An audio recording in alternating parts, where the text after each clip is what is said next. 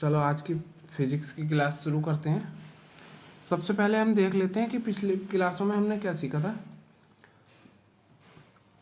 पिछली क्लास में हमने सीखा था कि किन्हीं दो बिंदुओं के बीच की दूरी को हम लोग क्या कहते हैं, दूरी।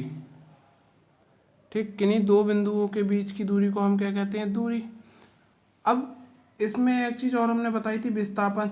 मिनिमम दूरी यानी कि कम से कम दूरी को हम क्या कहते हैं, विस्थापन। ठीक है, कम से कम दूरी की जहाँ बात होगी वहाँ पर आ गया विस्थापन, क्योंकि हमने आपको बताया था कि जहाँ पर शॉर्टकट इस्तेमाल होता है वहाँ पर विस्थापन होता है, जहाँ पर जो है रास्ते के थ्रू जाया जाता है या मतलब जो है डायरेक्ट दूरी तय करी जाती है वहाँ पर जो है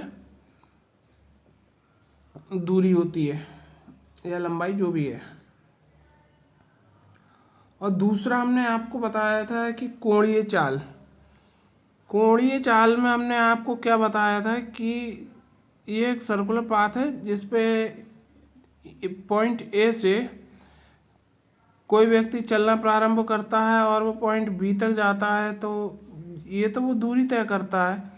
लेकिन जो यहाँ पर वो कोण उसने जो बनाया है वो किस स्पीड से बनाया है उसको हम कहते हैं कोणीय चाल। ठीक, कोणीय चाल। ठीक है, इतना क्लियर है।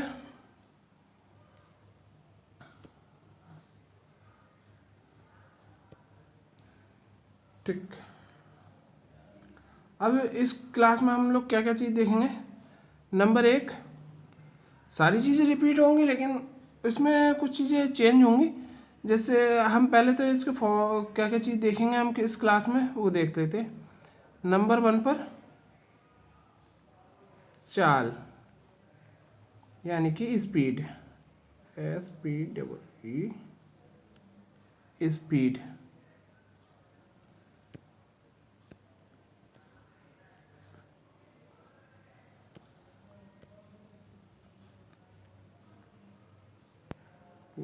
EED, speed. नंबर दो पर देखेंगे इसमें वेग यानी कि वेलोसिटी,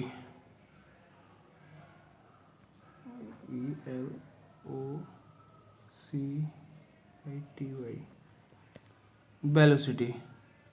नंबर तीन पर देखेंगे त्वरण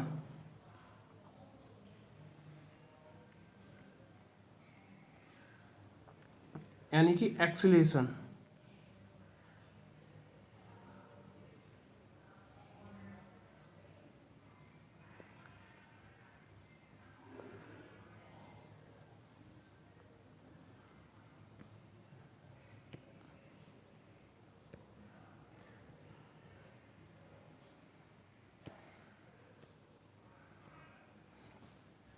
एक्सीलरेशन। ठीक, ये तीन फार्मूले, तीनों को एक एक करके करते हैं।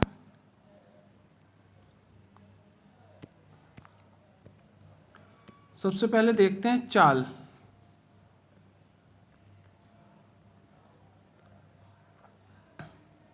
अब चाल क्या होता है, जब आप किसी चीज़ की स्पीड को बताते हैं लेकिन उसके साथ में दिशा का प्रयोग नहीं करते हैं। जैसे कि हम लोग ले लेते हैं कि कोई व्यक्ति 40 किलोमीटर प्रति घंटा की स्पीड से दौड़ रहा है, यानी कि कोई व्यक्ति 40 किलोमीटर प्रति घंटे की रफ्तार से दौड़ रहा है। इसमें हमने जो है 40 किलोमीटर प्रति घंटा तो बताया है लेकिन हमने दिशा नहीं बताई है कि कौन सी दिशा में दौड़ रहा है। ठीक, 40 किलोमीटर प्रति घंटा की रफ्तार से दौड़ रहा है। तो जब 40 किलोमीटर प्रति घंटा की रफ्तार से दौड़ रहा है यानी कि स्पीड से दौड़ रहा है, तो इसमें हमने जो है कह सकते हैं दिशा का प्रयोग नहीं किया है। मतलब दौड़ रहा है वो किधर भी दौड़ सकता है, इसमें हमें दिशा निश्चित नहीं है कि वह पूरब में दौड़ रहा है या पश्चिम में दौड़ रहा है या उत्तर दक्षिण, कहीं भी मतलब किसी भी जगह दौड़ रहा है। लेकिन बस इसमें क्लियर ये है कि दौड़ रहा है। ठीक। दूसरा क्या था हमारे पास, वेग। ठीक, वेग। अब वेग क्या होता है, जब किसी स्पीड के साथ यानी कि चाल के साथ में दिशा का प्रयोग हो जाता है तो वहाँ पर जो है वेग का हम इस्तेमाल करते हैं। जैसे हम लेते हैं कि कोई व्यक्ति 40 किलोमीटर प्रति घंटा की रफ्तार से पूरब दिशा में दौड़ रहा है, यानी कि अब उसका दिशा, वेग को हमेशा ध्यान रखना, वेग दिशा पर निर्भर करता है।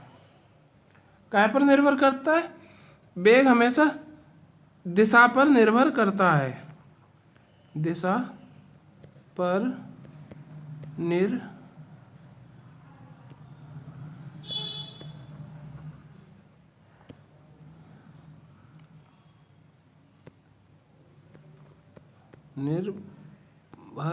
करता है। इसमें थोड़ा सा कन्फ्यूजन लग रहा है,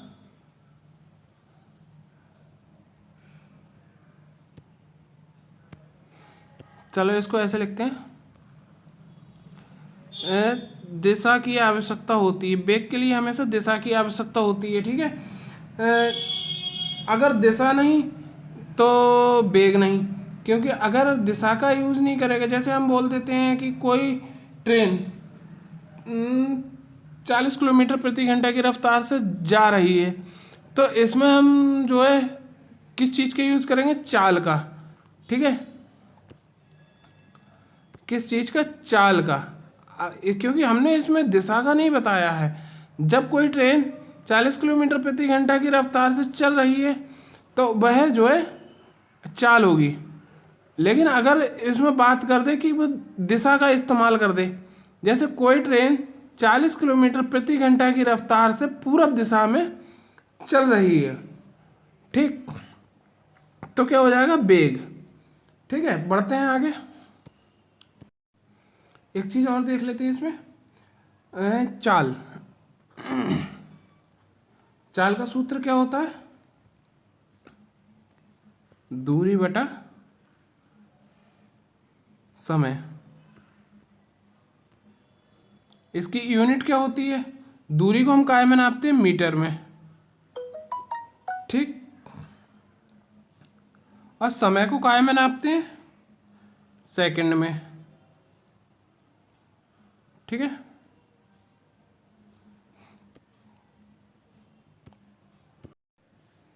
वेग,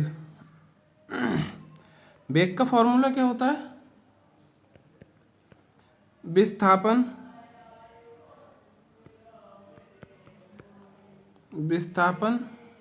बटा समय।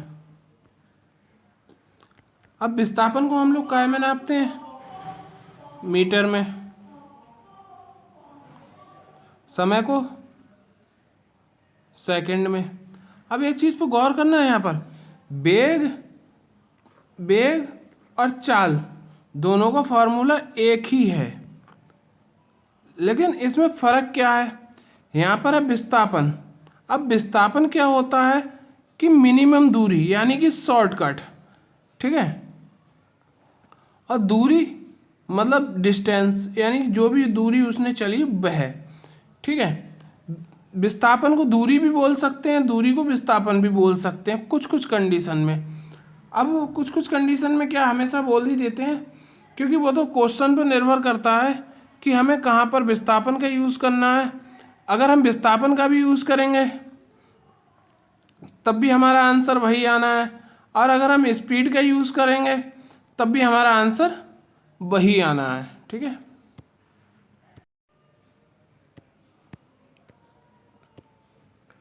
और एक चीज़ और,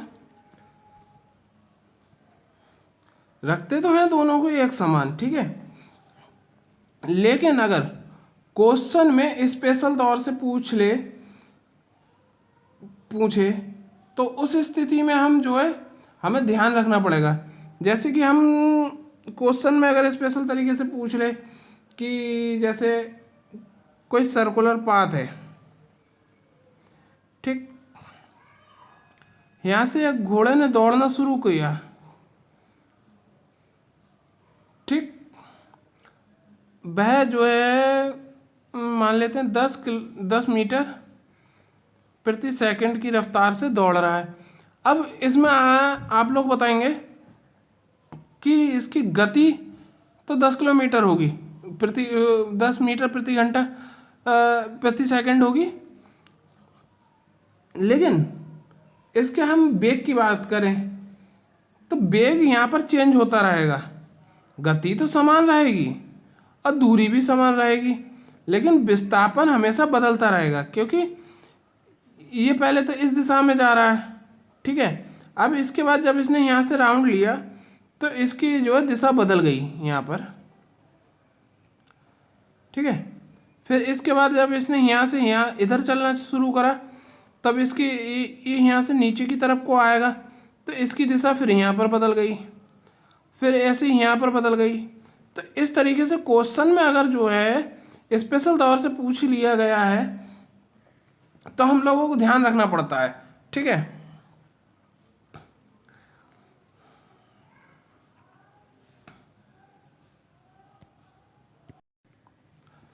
यहाँ पर हम एक फिगर लेते हैं, बल्कि 2 फिगर लेते हैं।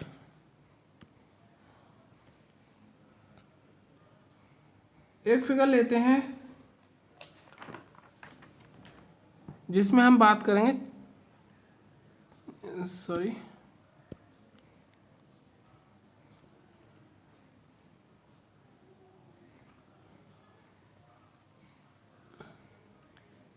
इसमें बात करेंगे चाल की, इधर बात करेंगे वेग की, ठीक।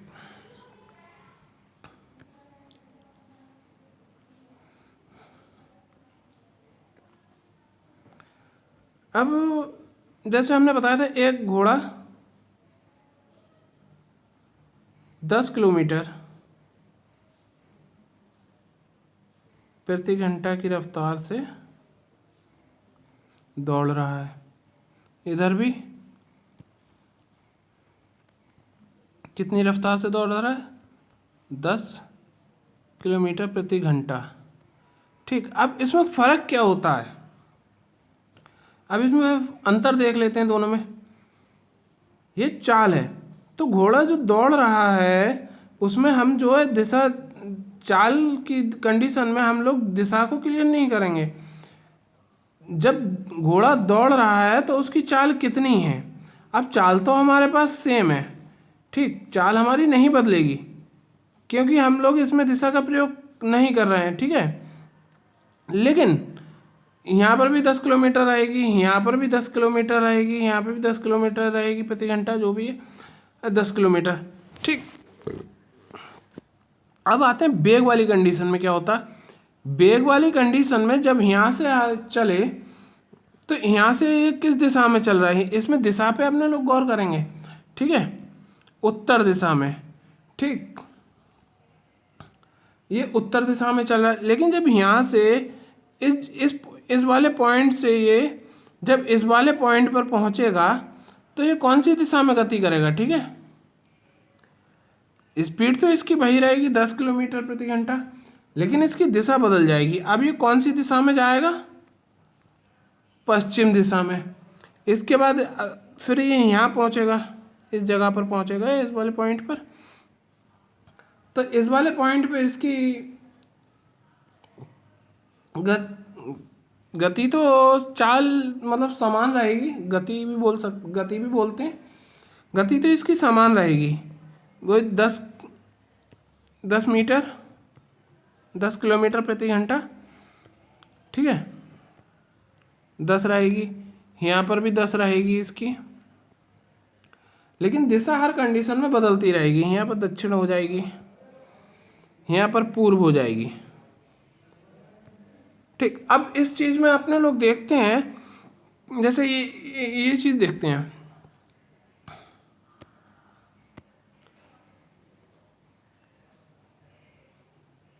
इसे ऐसे बनाए। अब इस चीज़ को गौर करना है, यहाँ पर पॉइंट होता है जो उसे वो तो होता है शून्य हमारा, ठीक। अब इस चीज़ पर गौर करना, हम वेग के बारे में ही बात करेंगे यहाँ पर। वेग में अब अंतर फर्क क्या पड़ता है, ठीक है। ये पॉइंट 1 है, ये पॉइंट 2 है, ये पॉइंट 3 है, ठीक है। 1 2 3, 1 2 3, 1 2 3। अब एक चीज़ पे आप गौर करना कि जब पॉइंट 0 से हम नीचे की तरफ चलते हैं, ठीक है, तो यहाँ पर हमारा आता है +1 +2 +3, यहाँ पर क्या आता है +1 +2 +3। लेकिन अब हम ऊपर की तरफ चलते हैं, नीचे से ऊपर की तरफ चलते हैं, तो ये माइनस होता है, ठीक है। इसकी बहुत ज़रूरत पड़ने वाली है आगे चल के, इस चीज़ को थोड़ा सा ध्यान रखना। -1 -2 -3। अब राइट से लेफ्ट की तरफ चलेंगे तो यहाँ पर -1 -2 -3, ठीक है। अब इसमें अंत फर्क कैसे पड़ता है, ठीक है। अब हम फर्क के बारे में जानेंगे, इसमें फ़र्क कैसे पड़ता है। जैसे अब ये जो है पश्चिम दिशा में जा रहा है, ठीक है, अभी पश्चिम में जा रहा है, तो इसका वेग जो होगा वह 10 तो होगा, लेकिन 10 कौन सा 10, -10, ठीक। अब ये दक्षिण दिशा में यहाँ से जा रहा है, ठीक है। अब यहाँ पर भी 10 तो होगा, गति तो इसकी 10 होगी, ठीक, लेकिन काय में होगी, प्लस में। अभी पूर्व दिशा की ओर जा रहा है, तो गति यहाँ पर भी इसकी 10 ही होगी, लेकिन काय में होगी, प्लस में होगी। अभी ऊपर की तरफ जा रहा है, उत्तर दिशा की तरफ, तब भी गति 10 होगी, लेकिन काय में होगी -10। अब एक चीज़ अपने गौर करना है कि ये वाला 10 और ये वाला 10, इसमें अंतर कितने का है। ये वाला 10 और ये वाला 10। अब अपने इसमें और इसमें, इसमें और इसमें, इन दोनों में फ़र्क हम लोग करते हैं, तो वेग में फ़र्क इस ऐसे पड़ता है। जैसे ये वाला 10, एक कलर चेंज करते हैं, इसको थोड़ा सा क्लियर करते हैं।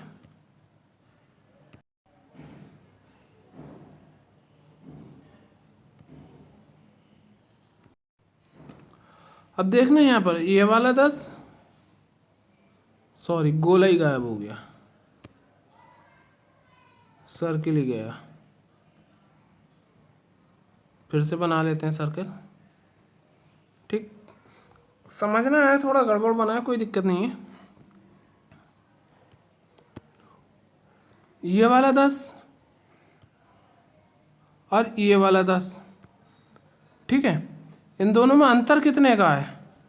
अब हम लोग यहाँ पर चाल में तो हम इसे समान बोल रहे थे, यहाँ से यहाँ पर और यहाँ पर और यहाँ पर जो है हम इसे सारी जगह समान बोल रहे थे, लेकिन इस वाली कंडीशन, वेग की कंडीशन में हम इसे समान नहीं बोल सकते। क्यों नहीं बोल सकते, क्योंकि यहाँ पर ये प्लस का 10 है, ठीक, यहाँ पर ये माइनस का 10 है। तो प्लस का 10 और माइनस का 10, इसमें दोनों में अंतर कितने का हो गया, 20 का। जब दोनों में 20 का अंतर है, तो हम लोग इसे समान कैसे बोल सकते हैं, किसी भी कंडीशन में समान इसे नहीं बोल सकते, ठीक है। अब इसमें क्वेश्चन कैसे पूछता है, जैसे अब हम आपसे कोई एक क्वेश्चन पूछते हैं, जल्दी से आप कमेंट बॉक्स में बताएंगे आप उसका आंसर, कि घड़ी की सुई की क्या चीज़ फिक्स होती है, ठीक। घड़ी की जो सुई होती है, घड़ी की जो सुई होती है, इसकी क्या चीज़ फिक्स होती है, चाल या वेग, ठीक। दोनों में से राइट आंसर आप कमेंट बॉक्स में एक बार बताएंगे ज़रूर। ठीक। अब आप लोग यहाँ पर ध्यान रखना कि घड़ी की क्या चीज़ फिक्स होती है। अब घड़ी की मान लो ये सेकंड वाली सुई है, ठीक है, ये पर सेकंड जो है रोटेट हो रही है। अब एक चीज़ हम लोग ध्यान रखें, इसकी गति हमेशा कैसी रहती है, समान रहती है, लेकिन वेग इसका चेंज होता रहता है। कैसे होता रहता है अब ये भी देखेंगे। जैसे कि हमने आपको पहले बताया है कि सर्कुलर पाथ पर समान गति भी होगी तब भी वेग जो है समान नहीं होगा, क्योंकि इसमें दिशा हर समय चेंज होती जा रही है, ठीक है, दिशा हमेशा बदलती रहेगी, तो वेग कभी भी समान नहीं होगा, ठीक है।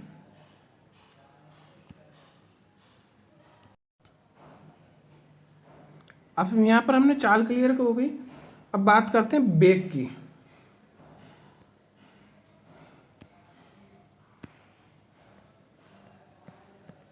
वेग यानी कि वेलोसिटी, VELOCITY, वेलोसिटी। अब वेलोसिटी क्या होती है, ठीक, इसको हम दो भागों में बांटते हैं।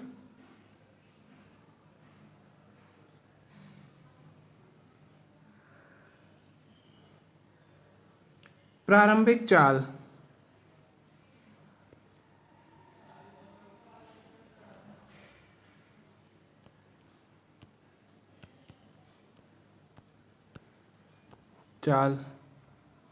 नंबर 2 अंतिम चाल,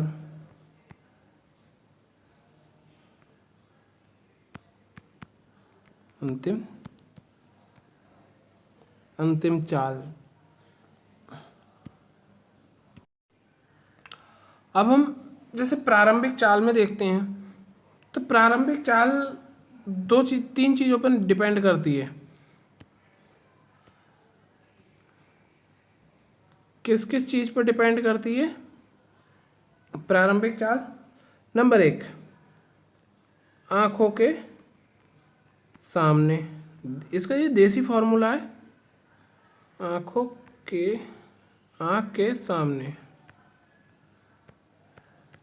के सामने। नंबर 2, ब्रह्मावस्था से यानी कि रेस्ट पोजीशन से।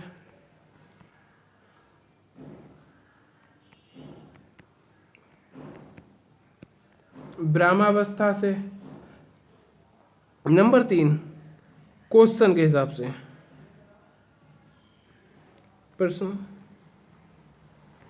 के आधार पर, ठीक। अंतिम चाल की बात हम करेंगे बाद में,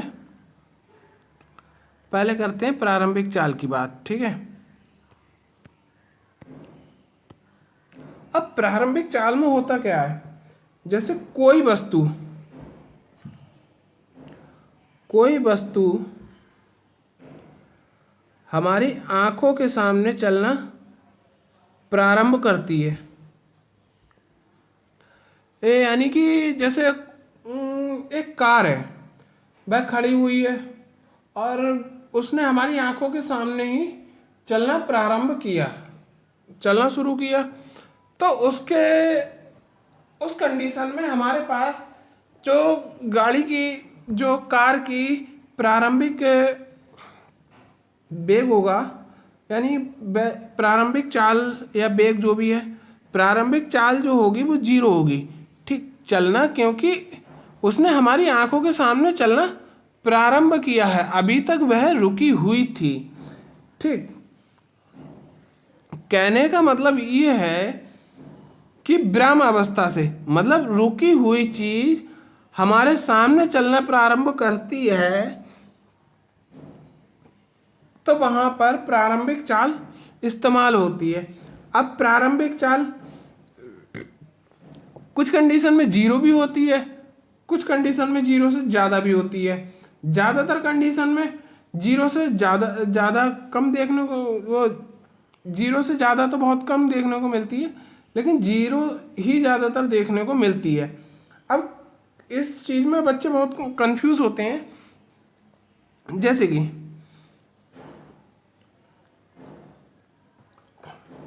कोई वस्तु विरामा से चलना प्रारंभ कर रही है, ठीक, कोई वस्तु विरामा अवस्था से चलना प्रारंभ करती है, तो बताइए कि उसका वेग 0 होगा या नहीं। ठीक, अब इसमें गौर करने वाली बात यह है कि विरामा अवस्था से इस वस्तु ने इधर को चलना शुरू किया, ठीक। अब सबसे पहले हमारी आंखों के सामने वह जो है चीज़ जो है रुकी हुई थी। कौन सी कंडीशन में थी? स्टॉप कंडीशन में थी, ठीक है, यानी कि रुकी हुई थी। तो उस कंडीशन में प्रारंभिक वेग क्या हो जाएगा? 0। इस चीज को ध्यान रखें। लेकिन 0 कब नहीं होगा, इसका भी इसी के साथ में समझ लेते हैं। जब कोई वस्तु कहीं से चल के आ रही है, अब वह हमारे लिए चलती हुई दिखाई दी। जैसे हम मान लेते हैं मैं स्टेशन पे खड़ा हुआ हूँ, ठीक, मैं अपने लिए बात कर रहा हूँ। जैसे मैं प्लेटफॉर्म नंबर 2 पर खड़ा हुआ हूँ और ट्रेन मेरे सामने आई, तो ट्रेन तो मेरे सामने आई यानी कि चलकर आई कहीं से। अब उसने कहाँ रोकी, क्या करा, उससे हमें मतलब नहीं है। लेकिन हमने क्या देखा, प्रारंभिक अवस्था में हमने ट्रेन को चलते हुए देखा। तो जिस स्पीड से ट्रेन चलती हुई हमारे पास आई है, हमारे पास नहीं मतलब प्लेटफॉर्म पे, जिस गति से ट्रेन चलती हुई आई है, तो उस गति को हम क्या बोलेंगे? प्रारंभिक वेग, ठीक है, ध्यान रखना, प्रारंभिक वेग। ये तो हमने आपको बता दिया प्रारंभिक वेग। अब 0 कैसे होगा? जैसे मैं प्लेटफॉर्म पर खड़ा हुआ हूँ, है, बरेली से दिल्ली जाने वाली ट्रेन प्लेटफॉर्म नंबर 2 पर खड़ी हुई है, ठीक। अब इसमें ध्यान रखना, प्लेटफॉर्म नंबर 3 पर खड़ी हुई है यानी कि वह विराम अवस्था में है, अभी वह चली नहीं, चलना प्रारंभ करेगी। किसके सामने? तुम्हारी आंखों के सामने।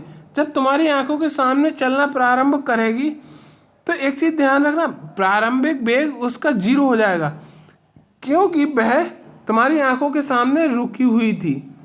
अब वह चलना प्रारंभ करेगी, ठीक। वहीं कह दे कि ट्रेन आने वाली है या आ रही है, तो ट्रेन जब आ रही है तो वह कहाँ से चली? जहाँ से चली होगी उन लोगों के लिए उसका प्रारंभिक वेग 0 होगा, उससे हमें कोई मतलब नहीं है। और कहाँ रुकी, क्या करा उसने, हमें मतलब नहीं है। अब हमने उसको ट्रेन को आते हुए देखा, ठीक, तो उस कंडीशन में उस ट्रेन का जो वेग होगा, प्रारंभिक वेग, वह क्या होगा? वह ट्रेन की हमारी स्पीड होगी, ठीक है। जिस गति से ट्रेन जो है प्लेटफॉर्म पर आई है, और जिस गति से ट्रेन प्लेटफॉर्म पर आई है, वह गति जो है उसकी जो है प्रारंभिक वेग होगी। अब इसमें आप लोग एक क्वेश्चन बताएंगे।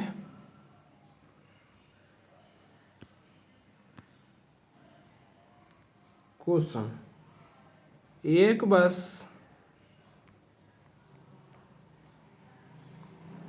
60, अब 60 किलोमीटर प्रति घंटा ही रहेगा, लेकिन हम लिखते नहीं हैं। 60 की स्पीड से आती है,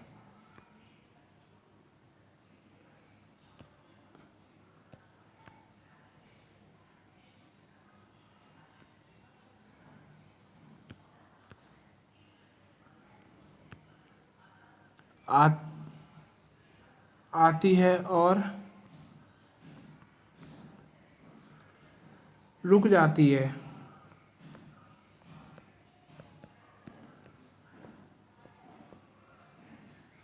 और रुक जाती है, बताइए।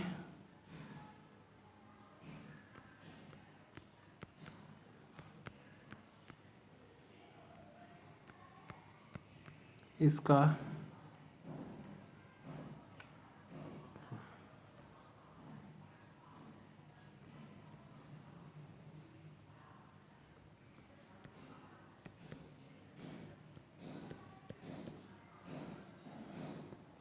प्रारंभिक वेग क्या होगा? इन क्वेश्चनों को नोट करते जाइएगा हाथ के हाथ। एक बस 60 की स्पीड से आती है और रुक जाती है, बताइए इसका प्रारंभिक वेग क्या होगा? कमेंट्स करें फटाफट।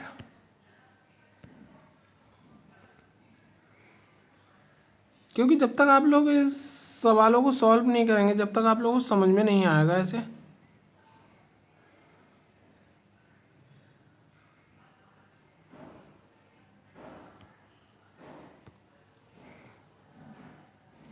ठीक, अब इस चीज में अब चलो बताते हैं। एक बस 60 की स्पीड से आती है, ठीक, ध्यान रखना कि आती है, रुकी हुई नहीं है, ना ही हमारे सामने आ रही है। ठीक, अभी हमने आपको बताया था कि ट्रेन आ रही है, ठीक, आ रही है, तो उसका प्रारंभिक वेग क्या होगा? जिस स्पीड से वह आ रही है। ठीक, अब इसमें कंफ्यूजन कहाँ होती है? 60 की स्पीड से आ रही है, ठीक, स्पीड इसकी 4 है और रुक जाती है, उसका प्रारंभिक वेग बताइए। ठीक, अब इसमें कंफ्यूजन कहाँ होती है? इसमें कंफ्यूजन ये होती है कि 60 की स्पीड से तो आ रही है लेकिन रुक जाती है। तो इसमें कंफ्यूजन ये हो जाती है कि 60 की स्पीड से आ रही है तो इसका वेग 60 होगा और रुक जाती है तो 0 होगा। अब किस कंडीशन में 0 होगा या किस कंडीशन में 60 होगा? तो हम ध्यान रखना कि हम अपनी नज़रों से जिस चीज़ को होते हुए देखेंगे उसकी फर्स्ट प्रायोरिटी डिपेंड करेगी कि यह वेग क्या होना चाहिए इसका। जैसे इसमें दे रखा एक बस 60 की स्पीड से आती है, यानी कि आती है यानी हमने उसे आते हुए देखा है, और वह रुक जाती है, तो बताइए इसका प्रारंभिक वेग क्या होगा? अब इसमें एक चीज गौर करने वाली ये है कि इसका प्रारंभिक वेग क्या होगा। ठीक, प्रारंभिक वेग कितना हो जाएगा? 60। ठीक, प्रारंभिक वेग कितना हो जाएगा? 60। अब इसमें किसी मान लो अगर इसमें कह दे कि एक बस 60 की स्पीड से आती है और रुक जाती है, बताइए इसका वेग क्या होगा? ठीक, अब इसमें गौर करने वाली बात यह है कि वेग, ठीक, वेग में भी हमने आपको बताई थी प्रथम चाल और अंतिम चाल, गौर करना है इस बात पे।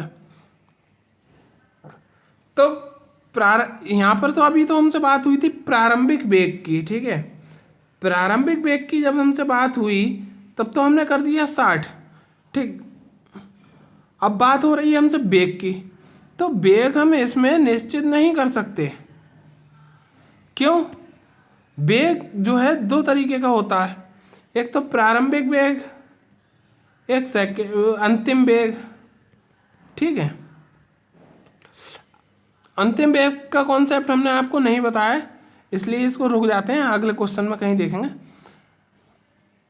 रुक जाती है आंखों के सामने तो ये अंतिम वेग पर काम करेगा। आगे देखते हैं।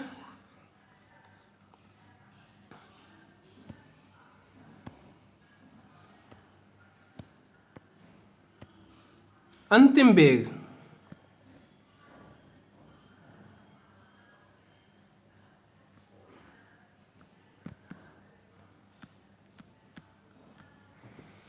ठीक, अंतिम वेग। अब अंतिम वेग क्या होता है? अंतिम वेग कभी कभी तो जीरो भी होता है। सबसे पहले देखते हैं जीरो किस कंडीशन में होता है। अब एक चीज़ यहाँ पर अपने लोग ध्यान करते हुए चलेंगे कि अभी बात हो रही थी प्रारंभिक वेग की, अब बात हो रही अंतिम वेग की। अभी तक हमने बात करी थी कि एक बस 60 किलोमीटर प्रति घंटा की चाल से आती है और रुक जाती है, इसका प्रारंभिक वेग बताइए। तो प्रारंभिक वेग तो हमने बता दिया 60, लेकिन अब बात हो रही है अंतिम वेग की।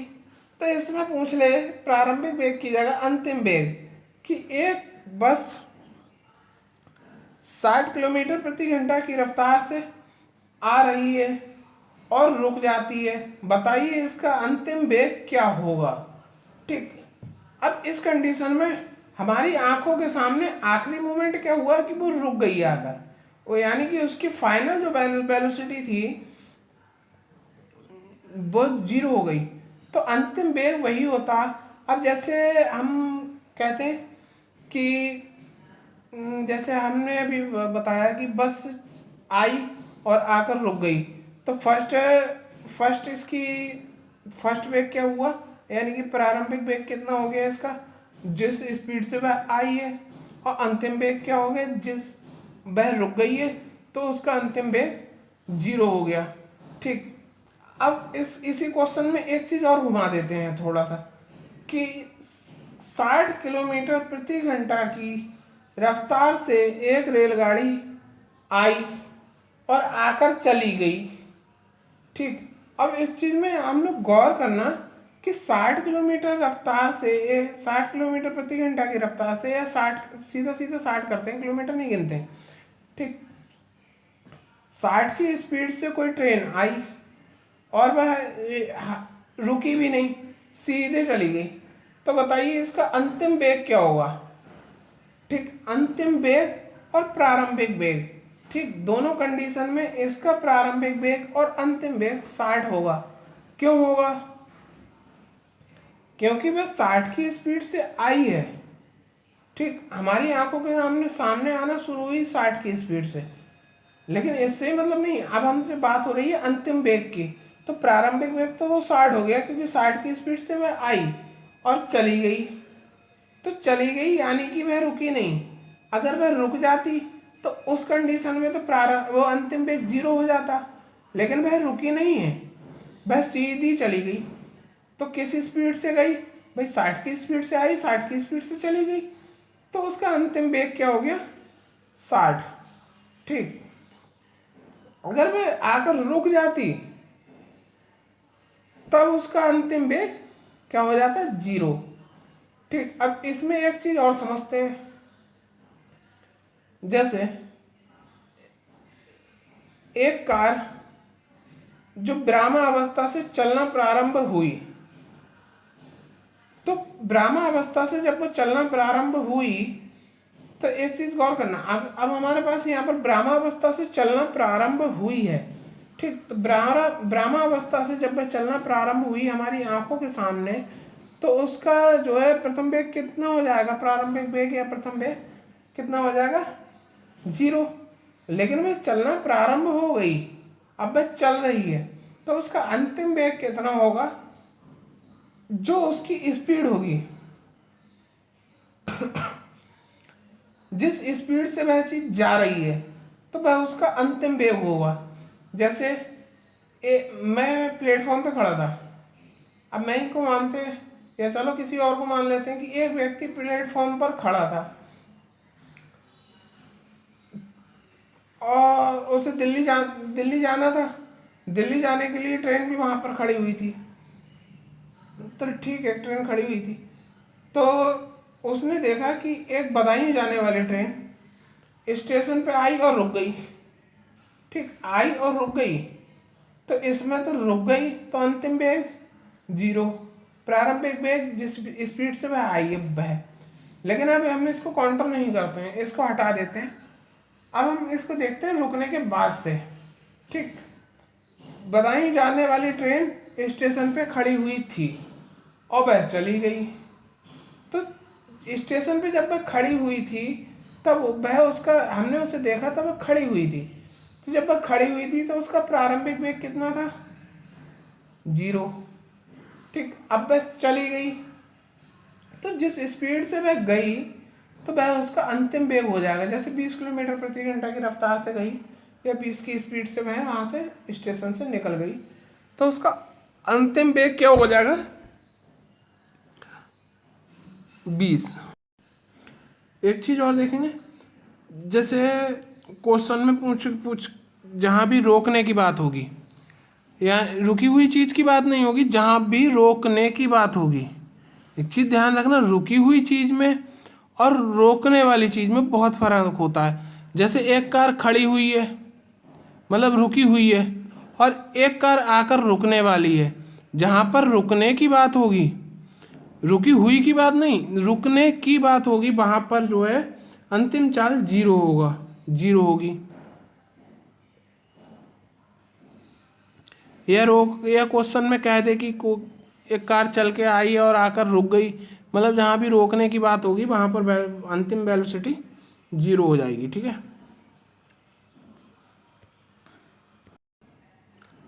अब इसमें क्वेश्चन किस किस टाइप से पूछता है, वैसे इन चीज़ों का ज़्यादा महत्व नहीं होता है, ज़्यादातर न्यूमेरिकल में ही इन चीज़ों का उपयोग होता है। तो इसमें किस किस टाइप से क्वेश्चन बन सकते हैं या किस किस टाइप से पूछ सकता है, इसके फॉर्मूले वगैरह क्या होते हैं, वो सब हम लोग नेक्स्ट क्लास में देखेंगे। नेक्स्ट क्लास की नोटिफिकेशन आप तक पहुंच जाए टाइम से, इसके लिए आपको क्या करना है, हमारा चैनल सब्सक्राइब करना है और वीडियो को लाइक करें, शेयर करें। और आपको लगता है कि ये वीडियो किसी आपके दोस्त के लिए यूज़फुल हो सकती है तो उसके लिए तो ज़रूर शेयर करें।